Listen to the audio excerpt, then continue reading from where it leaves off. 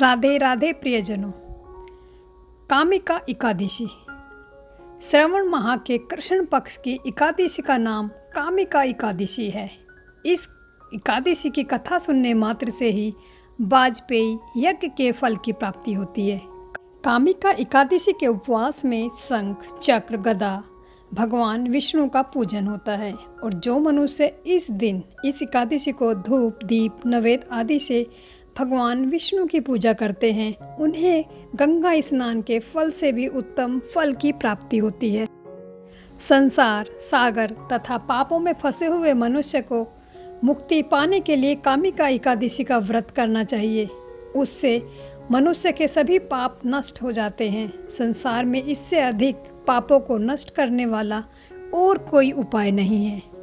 जो मनुष्य तुलसी दल से भगवान का पूजन करते हैं उनके सभी पाप नष्ट हो जाते हैं, क्योंकि भगवान विष्णु को तुलसी बेहद प्रिय हैं। इस कामिका एकादशी की रात्रि को जो मनुष्य जागरण करते हैं, धूप दीप दान करते हैं, उनके पुण्य को लिखने के लिए चंद्रगुप्त भी असमर्थ हैं। एकादशी के दिन जो मनुष्य भगवान के सामने दीपक जलाते हैं उनके पितर स्वर्गलोक में अमृत का पान करते हैं।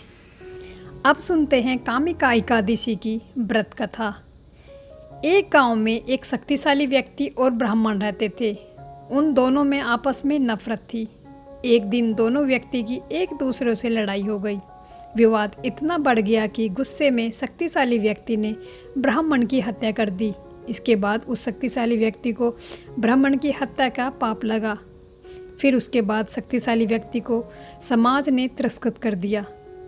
वह अपने पापों को प्रायश्चित करने के लिए एक ऋषि के पास गया और उसने पूछा कि उसे ब्रह्म हत्या के पापों से मुक्ति कैसे मिलेगी।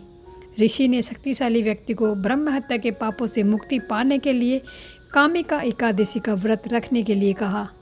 इसके साथ ही उस दिन भगवान विष्णु की पूजा करने के लिए भी कहा।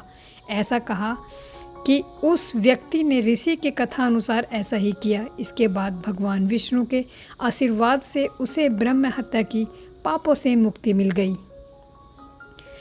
कामिका एकादशी का महत्व। कामिका एकादशी के दिन भगवान विष्णु के उपेंद्र रूप की उपासना की जाती है।